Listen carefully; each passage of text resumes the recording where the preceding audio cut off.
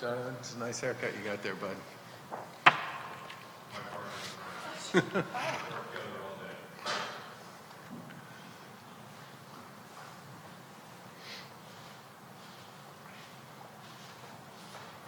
So good afternoon. I want to start off today by addressing the protests that occurred last night across the Commonwealth. Our Commonwealth and our nation continue to experience pain and outrage in response to the murder of George Floyd at the hands of the police in Minneapolis. Thousands and thousands of people are making their voices heard and taking a stand against the violence and injustice that befalls the Black community every day across this country. The circumstances are incredibly daunting. We are in the midst of a global pandemic, fighting a virus that is incredibly infectious through close contact. We've asked people to stay home and close their businesses to isolate and protect their health. And it's working. But we understand this guidance is in conflict with assembling to exercise First Amendment rights. We ask everyone to balance the fight against the virus with the fight for what we as individuals believe in. For the fourth night in a row, people have marched, prayed, and made their voices heard here in Massachusetts. I want to thank the vast majority of the folks who've done so peacefully and safely. I also want to thank the men and women in uniform, including law enforcement, EMS, fire, and the National Guard, for doing your jobs to protect your communities while ensuring others the right to speak out. We're grateful for your service. Last night, assemblies and marches took place in Boston and Brockton. They were largely peaceful. There were moments of tension and raw emotion. People shared their pain and frustration. They shared their agony and their anger over the injustice that pervades our nation. It was hard to watch at times. There were also powerful moments, including some dialogue between law enforcement and the demonstrators. The cowards and criminals who attempted to injure law enforcement and destroyed property, I expect you will have your day in court and will be held accountable. We cannot and should not stand for the shameful actions of a few that attempt to distract from the important message everyone came together to share. Over the past several days, Lieutenant Governor and I have had conversations with members of the Black and Latino communities, elected officials, members of the clergy, and public safety. That dialogue has been productive, and we're working on ways to enhance transparency and accountability across the Massachusetts law enforcement system. As I said earlier, there are no easy answers, but there's no shortage of important, bright ideas, and we intend to pursue those closely.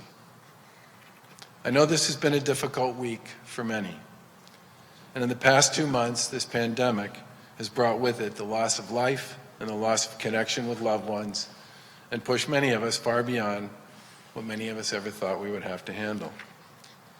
Now, we know Massachusetts is strong, and you all have shown it. Parents juggling work and educating their kids amid massive disruption. Frontline workers, nurses, doctors, medical professionals performing under pressure day after day.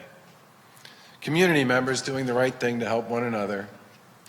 And without these acts of kindness, we'd never be able to get through this. I want to thank you.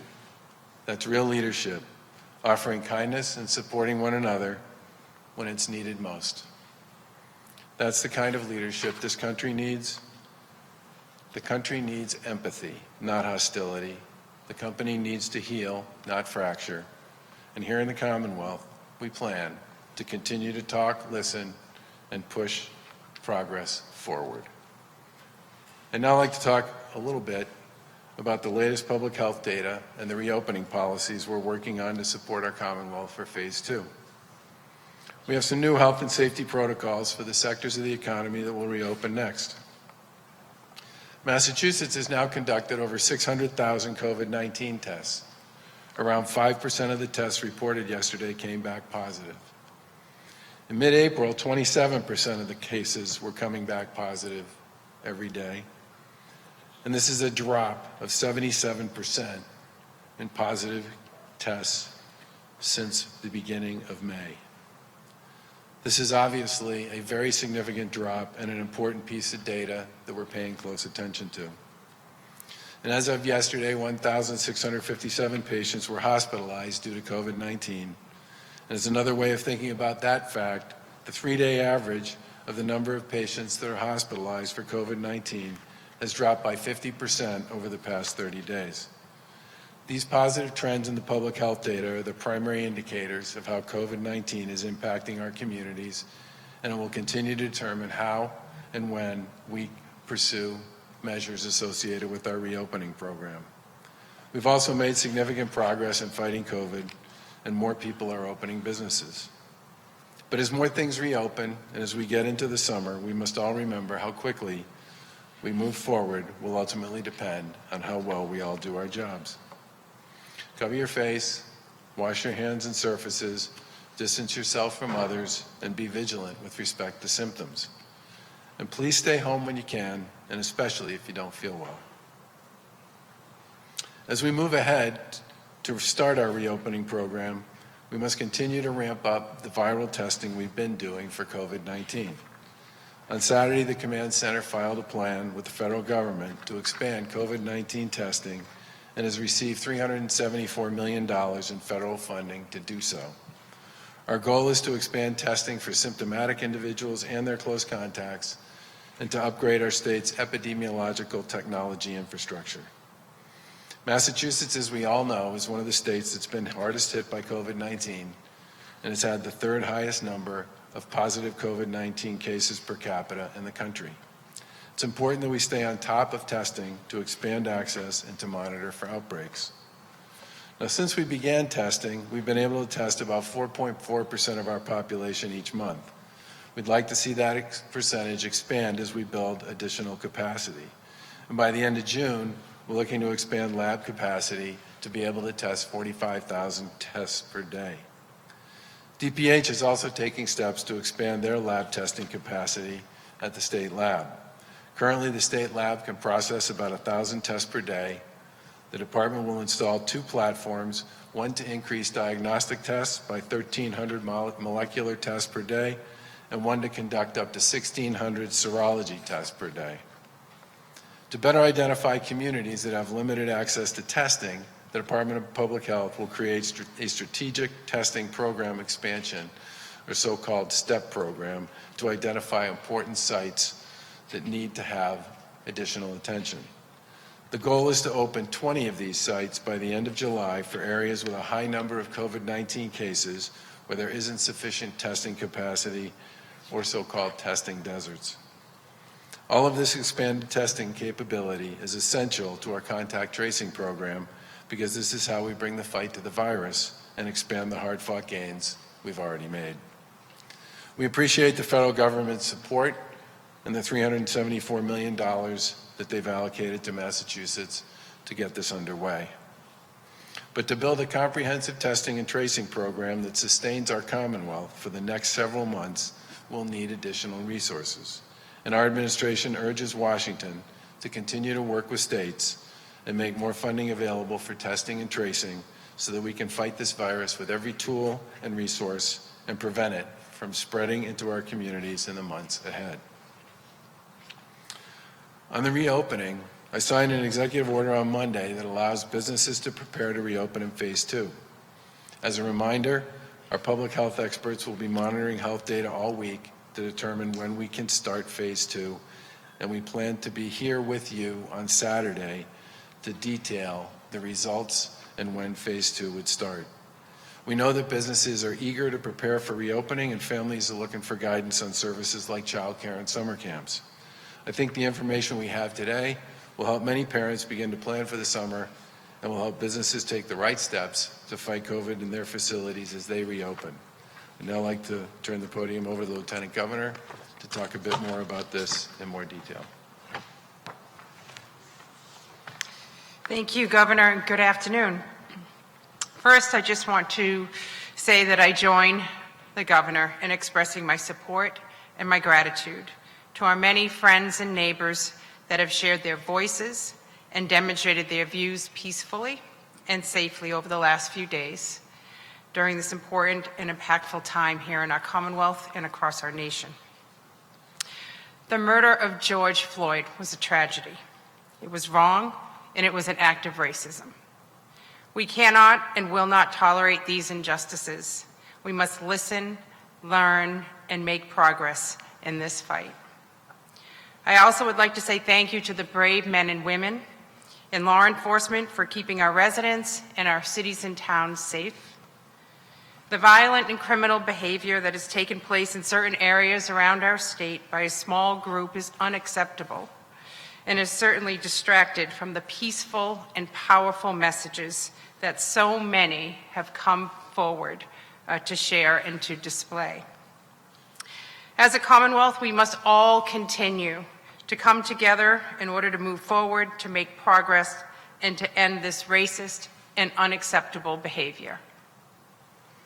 Over these past few months, our state's economy and our cities and towns and our communities have faced unprecedented challenges, but we will continue pushing forward to a new normal as we work with our industry partners to reopen our economy in Massachusetts.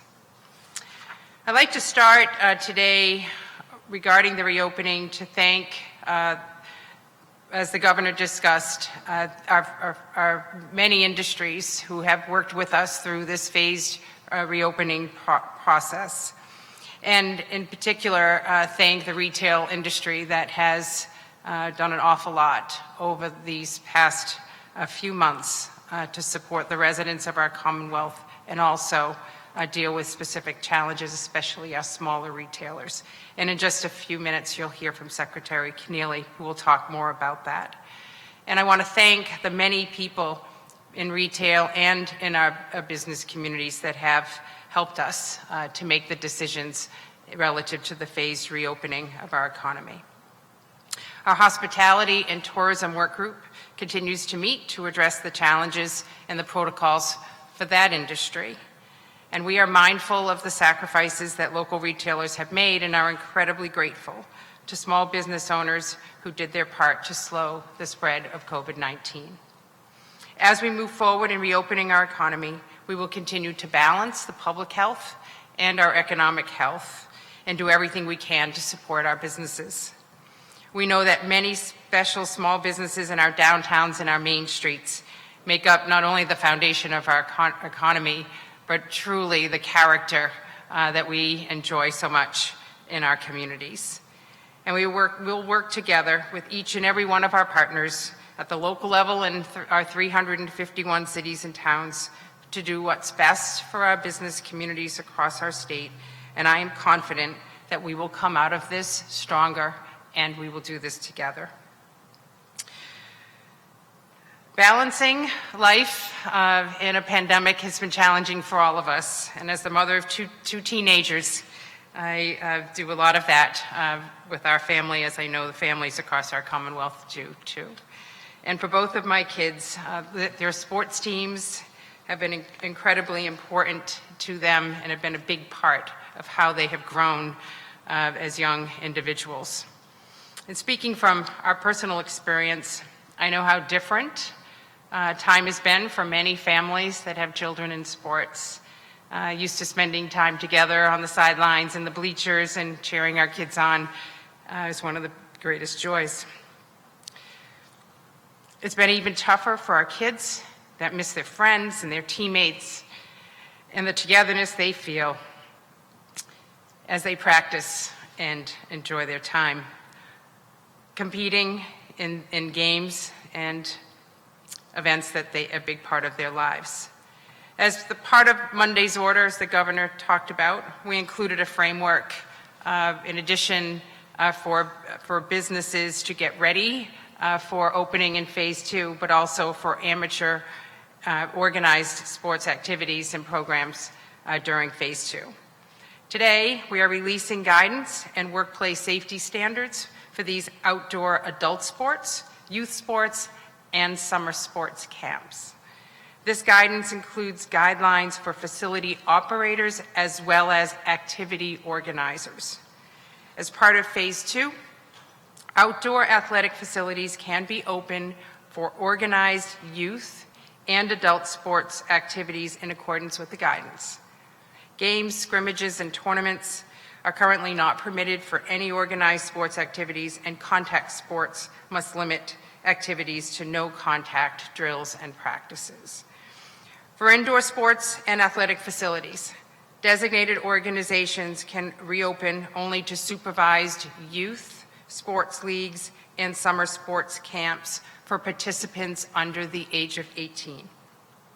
In addition to the general mandatory safety standards, all businesses are required to adopt and maintain. Facility operators and activity organizers will also adhere to specific protocols for social distancing, hygiene, staffing, and operations, and cleaning and disinfecting, just like other industries that have opened in phase 1 and are preparing to do so in phase 2. So for more information, there's an awful lot on mass.gov/reopening. The guidances, we just encourage you to take a look at those and get ready for reopening in a safe way to welcome back your customers and your workers. And now I'd like to turn it over to Secretary Kennealy, who's going to discuss the guidance for retailers in more detail. Thank you.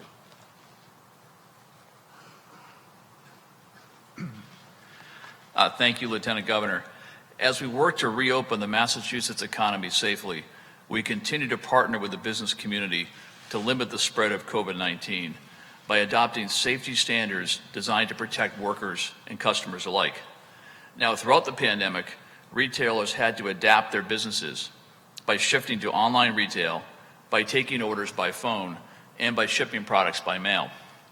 Last week, as part of phase 1 of reopening, retail businesses started offering curbside pickup to their customers.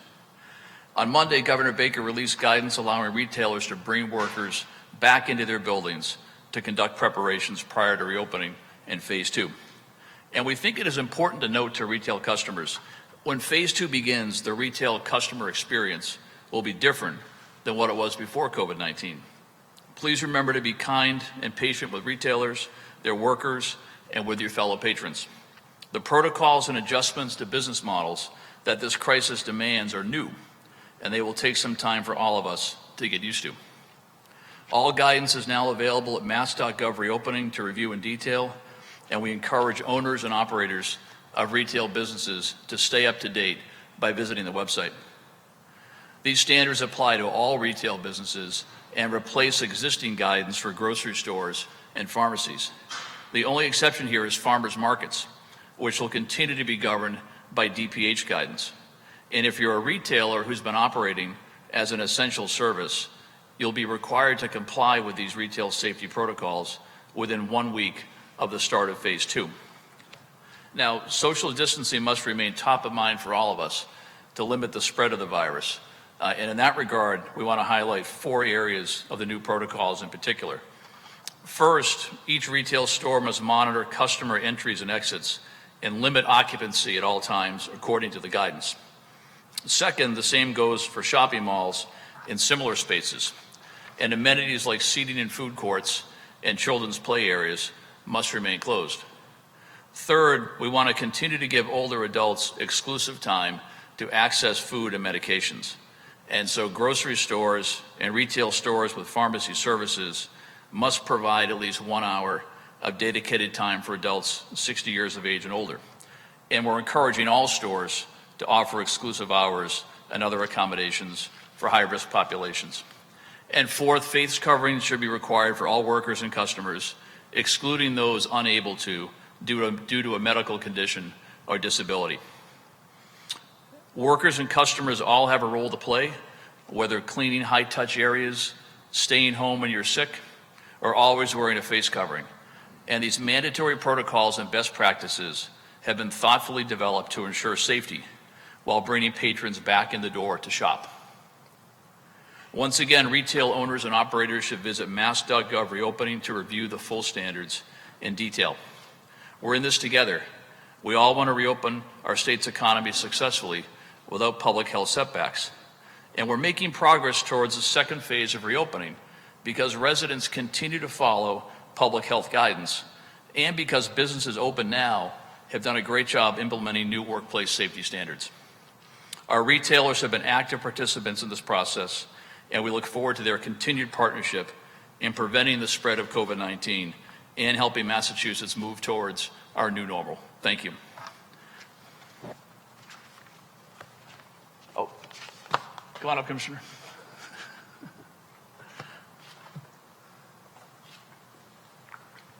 Good afternoon.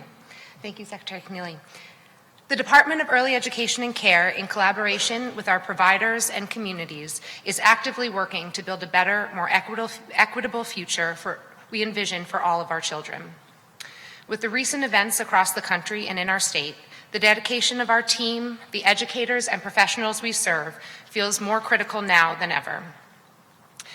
And I am happy today to highlight some of the important work that has been happening this week to reopen childcare programs and continue supporting families. Childcare, recreational summer programs, and day camps serving youth are all critical components in getting families and the economy back to work. On Monday, in collaboration with the Department of Public Health, we released the minimum health and safety requirements that will guide the reopening of childcare and summer camp programs in Phase 2. As we talked to our childcare providers and stakeholders in planning, we understood that it will take time for childcare providers to adjust their spaces and their programming to meet the new requirements put on us by the virus. As the Command Center and leadership review the data to determine the timeline for Phase 2, we wanted to make sure that our providers could begin working now to reset their operations in preparation for serving families when it becomes safe to do so. These requirements outline the operational shifts that childcare field must make, like all industries, to keep the Commonwealth safe and find our new normal. Childcare will look different. And as a former preschool teacher, I want to acknowledge how hard this will be for both our educators and our families. Some examples of the changes you can expect include providers will need to scan and screen all staff and children, including health checks, prior to allowing them into the space each day. There must be one point of entry for all families, and parents will need to drop children off on a staggered schedule at the door so we can limit non-essential adults in our childcare facilities. Daily activities will need to be redesigned to avoid close contact between children, encouraging social distancing whenever possible. To open in Phase 2, licensed providers will simply need to submit a plan and self-attestation to the Department of Early Education and Care to ensure that they are prepared to meet these requirements and to ensure they have protocols that can help keep families and staff safe. We encourage programs to be working now, to think through these preparations, and to be talking with families about what these new requirements will mean for them. We want providers to have conversations with parents, collaborate on how to put in place protective measures that meets children's developmental needs as well as their safety. More tools, templates, and instructions will be released in the coming days. All providers may decide when they want to reopen, when they are ready to implement all of the health and safety requirements we've laid out. And we will continue to run our emergency childcare program through the transition, simply to ensure that essential families are not left without care as we reopen at scale. We intend for these requirements to be in place through the summer, but we will amend them as the Commonwealth's COVID-19 status evolves and the public health experts learn more about the virus. We understand that social distancing is not easy with infants and toddlers. There will be many challenges in operationalizing these requirements. And I know that there is a lot of anxiety in the field, and I assure you that our approach is meant to be supportive, not punitive. We are relying on the expertise of the professionals in the field to redesign their approaches to early education and care, adjust their daily activities, lay out their spaces to encourage children to remain 6 feet apart while still enjoying their days. We recognize that, like many industries, COVID-19 has presented significant unexpected challenges for childcare. We have worked hard to minimize the burden that this will be for childcare providers, while also abiding by the best public health standards and advice. The research on the impact of this crisis on children is still evolving, and we are not through it yet. As we move through recovery, the department is going to continue to do everything to protect children and work to make sure that the child care centers are less vulnerable to the exposure as we find our new normal. This crisis has caused the same challenges in our work as a department, but the pandemic has also given us an opportunity to engage in a different level and communicate differently with the field. Through biweekly town halls we've held with thousands of stakeholders, we continue to build the answers to questions that none of us knew we confronted a few months ago. This experience of thinking and engaging differently will serve the department and the field well, as the Commonwealth, like every state in the nation, tries to rebuild a different child care system in a whole new context. And while this certainly is not the adventure that I thought I'd be tackling in my first year in this role, I am confident with the dedication of the early education and care community that I've seen through this crisis and their continued commitment to serve children and families safely across every community in the Commonwealth, despite all the challenges we've already encountered. We will ensure that Massachusetts continues to serve as a model for our national colleagues. Thank you.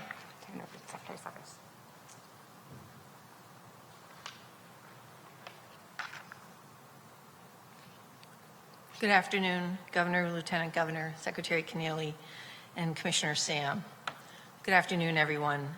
As we continue to open our society and economy, we continue to strengthen our data as well as provide safety and health guidelines for organization and services. I'm going to provide information on some additional data upgrades, nursing facilities, and a mention of camps. Before I do, I want to just pick up from what Commissioner Sam did.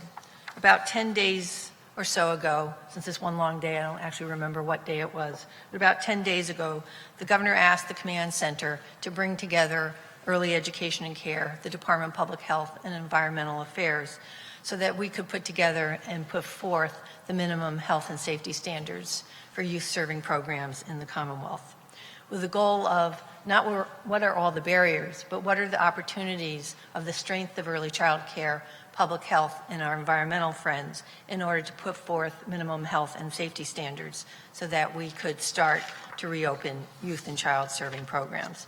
And that is what Commissioner Sam has put forth, and we've put forth in the public so that our camps, our child care programs, and other municipal programs can be prepared so that children and youth can enjoy the summer. So just briefly about camps. Camps will be allowed, so day camps will be allowed to open in phase 2. They will obviously need to increase their health services staff to having at least 2 health staff on site. And other protocols require that campers and counselors stay together in their groups. I don't like to think about cohorts when I think of kids. I like to think about them staying in their groups. And staff will have to move between groups. Staff will not be able to move between groups either during the day or from day to day unless needed to provide specific supervision of specialized activities such as swimming. And camps may not take campers on field trips or for other off-site travel at this time. And residential camps and overnight stays will be allowed in phase 3, assuming what happens with our public health data. Data. Earlier this week, consistent with new CDC guidance, we now include data on probable cases and deaths, in addition to confirmed cases and death. Every Wednesday, which is today, every Wednesday, as you know, we also provide some weekly information. Beginning this afternoon, we're adding 2 new data fields, plus updating 1 existing field. The new fields include the number of individuals who have recovered from COVID-19. The second is the number of COVID cases reported for inpatient psychiatric units and freestanding psychiatric hospitals. And the third data is updated information on our nursing facility accountability and support audit surveys, specifically the results of the second round of nursing facility audits. As you know, we began auditing nursing homes on May 4th, and last Friday, May 29th, we completed the second round of 4 rounds of audits. The nursing home clinical audits are based on a 28-point infection control checklist. The results of these audits directly impact additional funding a facility will receive going forward if they are in the red or yellow infection control category. We required, as you know, all nursing homes also had to test their residents and staff by May 25th as a condition of receiving additional funding. I'm pleased to report that 353 of the 360, or 97%, met this requirement. As you may also recall, in the first round of audits, the period from May 4th to May 15th, all 360 nursing homes were audited. Facilities were categorized by red, yellow, or green based on their failure to meet one or more core competencies. If you failed, we had 5 categories that if you failed one, you failed the entire test. So those have sort of like weighted. Facilities in the red were based on their failure. So many of the facilities in the red category would have received a high enough score to be in green if they had not missed that one core measure of competency. In round 1, 228 of 360 were green, 132 were red. Between the first and second audits, all facilities in the red received targeted infection control training, and they were also prioritized for additional support, including our rapid response team or crisis management supports. In the second round of audits, which will be posted today, that occurred from May 18th to May 29th, 230 nursing homes were audited and included all of the 132 facilities that were red in the first round. It also included facilities with historic infection control tags and or have been identified as chronic low quality, low occupancy, plus a few randomly selected facilities. In the second round of audits, 180 are in the green, 1 facility is categorized as yellow, and 49 facilities remain in the red. All facilities in the red and yellow will be audited again within the next 2 weeks and will continue to receive enhanced supports from us. Overall, the results of the second round of audits demonstrate encouraging improvement among many nursing facilities. The number of facilities in the red decreased by 37% in round 1 and 14% in round 2. The most common missed core competency remains the improper use of PPE.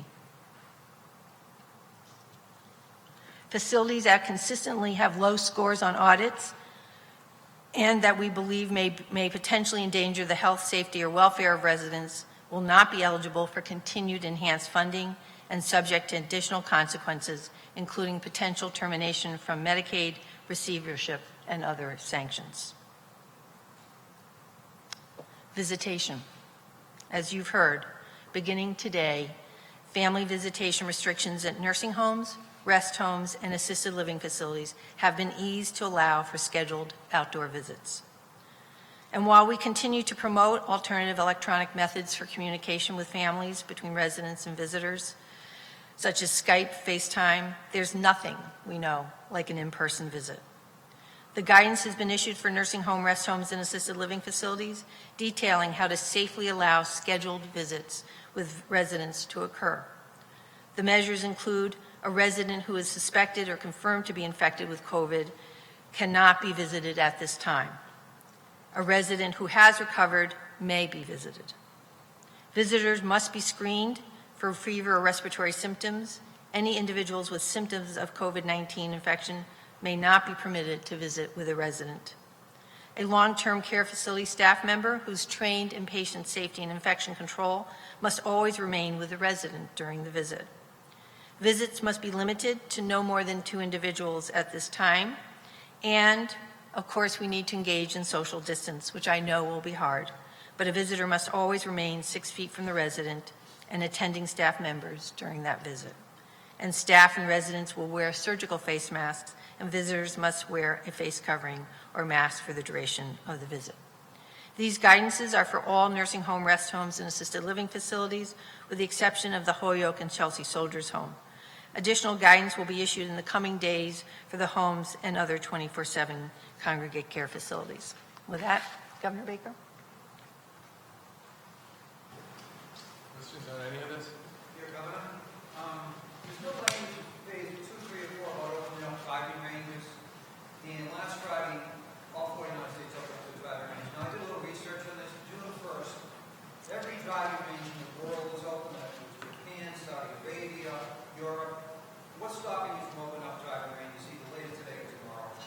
They open up in phase 2, don't they? Yeah, they open in phase 2. The guidance is issued today. Yeah, it's going to be issued today. Governor, I wonder about some of the massive protests that have been happening over the last 4 days. Are you concerned about a spread and a spike in cases just as the state is really getting into reopening? So anytime there's big gatherings with close quarters, the potential for spread is real. And part of what's been successful here in the Commonwealth for the past 2.5 months has been the commitment people have made, mostly voluntarily, to abide by the guidance from DPH and others that wearing a face covering, only going out if you have to, maintaining distance, washing your hands, sanitizing, all that stuff has had a tremendously positive impact on the growth of the coronavirus here in Massachusetts. Obviously, we're going to continue to test. We're ramping up our testing program, as we said, and our tracing program, but it'll be a few weeks before we really know what the impact of that is. I will say this, many of the folks who've been in those demonstrations and marches have been wearing face coverings. But does it present challenges for the contact tracers too? I mean, if you're in a group of 1,000 people, who knows? Yeah, it absolutely will create issues on a number of fronts. But as I said the other day, close contact is close contact, which means being sort of very close to somebody for at least 15 minutes. Many cases, a lot more than that. And that's typically where contact tracers start. But sure, I mean, as I said, big gatherings like that, they come with significant risks. Governor, do you have any rules to try to stop protests? I mean, obviously, we didn't go to church for a couple months. Is there any tools to just try to put a pause on it so that we, in the name of public health?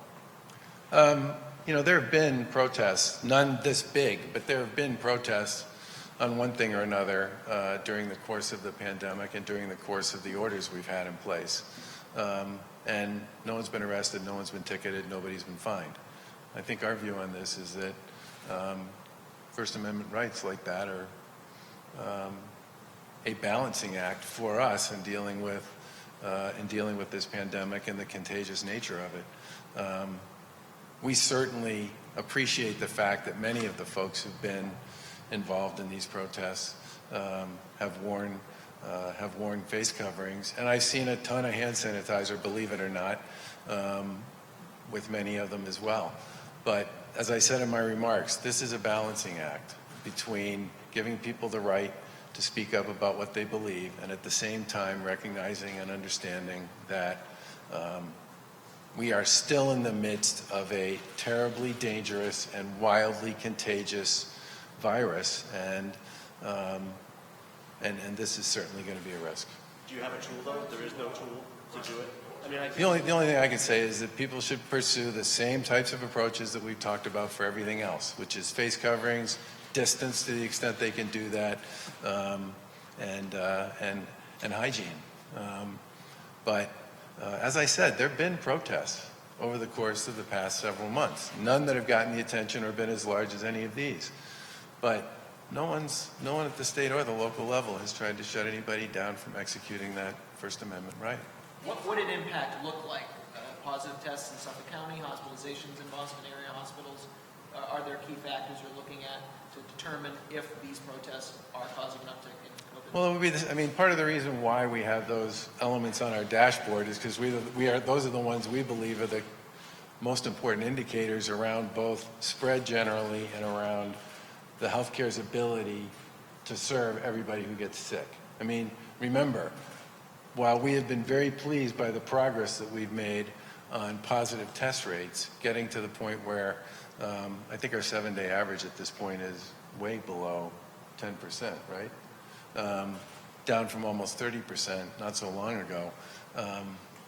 The other really important measures we pay attention to are COVID hospitalizations, ICU beds, and hospitals operating in surge, okay?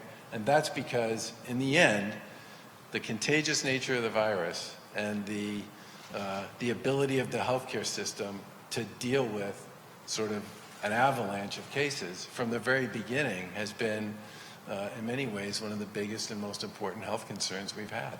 Should you put even more testing resources? Should you put even more testing resources into communities of color because of these gatherings? I think the 20 sites that are being pursued as part of that initiative that I talked about in remarks are for the most part in communities of color, yeah. Is that the same plan from before the protest? Pardon me? Is that the same plan since before the gathering, before the protest last week?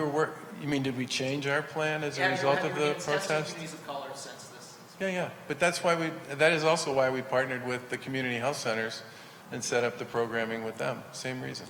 About this idea of restricting access to grocery stores and pharmacies for people 60 plus for an hour each day, sounds like a good idea to protect a population at risk. Is that something you would think could be expanded to restaurants, to other type of retail stores? That's a good question. I'm going to let people who probably spent some time thinking about it speak to that one. Secretary Kennealy and I and our reopening board spent a lot of time with restaurant owners, and we outlined the industry protocol with their input. And the industry protocol is focused on three basic things: distance, the use of face coverings coming and going, and sanitization. And the ability to take a tabletop and locate it 6 feet from another table will require restaurants to rethink how they organize the seating indoors and outdoors. I would not want to be overly prescriptive to restaurants about how to gain the attention of their customers and patrons to want to come back, but that might be something that they would consider an opportunity to have an older population return to a restaurant so that they feel comfortable. But I would want to leave that up to restaurant owners to design a program to get their workforce back, but also to help their patrons feel comfortable and confident that going back to restaurants, both outdoors and indoors, makes sense for them. And other types of retail, like clothing stores, Macy's, Target, I mean, could that be something where you take an hour and allow people to have an access? I mean, the business owners can certainly go beyond and design what they need to get their customers back into their places of their establishments. So I don't think we need to mandate that, but I do think it would be an opportunity for businesses to consider. Childcare, you're concerned that a lot of childcare facilities just might not come back, that they look at these guidelines and say, we just can't do it, or that many of the parents might not send their kids back, they'll have to go out of business because there's just not enough kids to stay solid. Yeah, I mean, I'll let the commissioner speak to this because she knows a lot more about it than I do. But this is obviously something we've talked about quite a bit, and I would start with the unprecedented nature of what we're going through here. It's very hard in many cases, as we make decisions about a lot of things, to predict what's going to happen. And I think one of the simplest examples of that was on Monday, office space in Boston opened up to 25% after office space opened everywhere else around Boston the week before. And there was a lot of talk that that would probably create a lot of additional traffic. It didn't. And it may that at some point it will. But I think one of the things we just don't know is how people are going to respond to this thing, especially in the short term. But I know you spent a lot of time talking to the field about this, so if you want to speak to that, Commissioner, you should go right ahead. One thing you've gone before the Commissioner, would you consider subsidies for providers to help get them through, to keep them afloat until things get a little bit better? I think it would depend on the circumstances. I mean, I am really interested in making sure that we had a program in place for kids and families at risk, okay? That represents about 20 to 25% of the child care system generally. And then there's a whole nother part of the system here that's outside the bounds of what I think of as the part that the state's the primary payer for. Some of them we have a role in and we participate with, but the one where we're really sort of like the vast majority of the funding and the relationship are the ones that deal with kids who are in at-risk families, and those in particular I would really like to see find a way back, because those kids get a lot more out of childcare than just being in a childcare center. Do you want to speak to this, Sam? Yes, we understand that like every industry, these small businesses are really are struggling as families decide whether to come back into the system for health reasons. So we have, as the governor mentioned, focused our federal funding that we receive towards those providers, about 50% of our providers that are serving that 20% of our vulnerable families. And then we're looking at it in 2-month intervals and trying to make sure that the requirements and the funding that we put in lasts through the summer, and as we reassess both the public health and the business health landscape looking forward. Could I ask a question of Secretary Sudders, please? Sure. I wondered if you could be a little more specific. You said the nursing homes that came out red in this. I'm going to grab my notes. Okay. The nursing homes that came out red in this second round of audits, I think you said that they will lose some of the funding. Yes. How much funding did they actually lose? And could you talk a little bit about the philosophy? So they're struggling to meet these demands. Now we're going to reduce their funding. Does that work? Yep. So as you recall, Bruce, there was 2 rounds of funding for nursing homes. So the first round of funding was $130 million and included across-the-board increases for nursing homes. So that is not at risk. And then we put forth another $130 million package that is an accountability package. And it was very clear about what that meant. That meant, 1, all staff and residents needed to be tested, and we defined that as 90% of residents and 90% of staff. And then had to agree to basically 4 rounds of audits, and that we would make that data public, the audits, because we thought that was very important, using the green, yellow, red. I usually do red, yellow, green, yellow, red. And in the areas that was clear, or became clear, that it was around PPE, infection control, staffing, and we also added the 4th of communication. And that those, and that the $130 million, so in the first round, so for the first 2 weeks, $130 million, a portion of the $130 million went to all of the nursing homes, so they get that. And then it's subsequent audits, so there's 3 sets of audits after that. So if in the second round of audit, you're red, then you will see it's about a 10% decline in that second enhanced package. Oh, so you just don't get as much. Right. And that keeps ratcheting down. And that will keep ratcheting down. And yes, it is a consequence.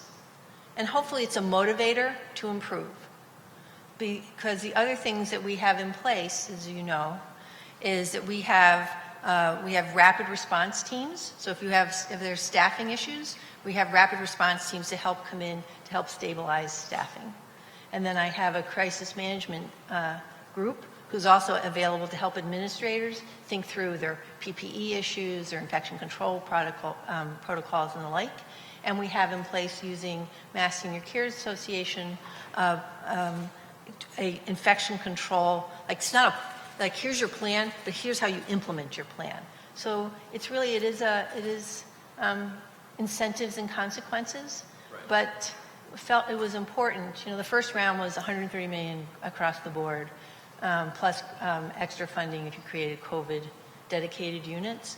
And then when it was clear that that was not sufficient, I felt it was important that the second package of funding had to come with very clear, very specific accountability measures. Have you found any facility that you would relate to, like Polio Soldiers Home? Have you found any facilities that you're very alarmed about? So there is so the data is up, as you know, and we actually put up now the by facility, the actual death numbers. There are, and as I said at the end of my remarks, there are a group of, so second round, right now we have a smaller number of nursing homes that continue to be red. I'm expecting that those who have, if the issue is truly the proper use of PPE, and that may sound easy, but there's actually a very clear protocols about how you put on gowns, how you put on face coverings, masks and the like, how you take them off. And it's often not how staff put them on, it's how you then take off personal protective equipment. And that seems to be an area that is of a particular challenge. I actually think with more coaching and things, a number of facilities will improve on that. And then there may be a small number of nursing homes for which we need to have a different strategy about whether they continue to be nursing homes in Massachusetts and the like. Governor, can I ask you about police accountability? We have another protest coming up this afternoon. And a city councilor from Boston spoke to the motion yesterday about having a state trooper pull a gun on him when he got lost, and he said he was simply turned around.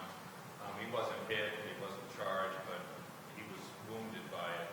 Do you feel there's enough training among the state police to prevent racial profiling and prevent these types of incidents from happening based on somebody's look? There's been a significant amount of redesign with respect to state police training. And in fact, one of the reasons Colonel Mason is now the colonel was because he spent a tremendous amount of time in his interview with both the lieutenant governor and me discussing the fact that there was not enough training of that kind baked into the academy or to the continuing education programming of the state police. There's also been a fairly significant expanse of de-escalation, cultural competency, sensitivity training, community-based outreach training that goes through all of the municipal training programs in Massachusetts, and there's more that should be done there. And that's exactly the kind of thing that we've been talking to legislators about. How we bake that into a proposal.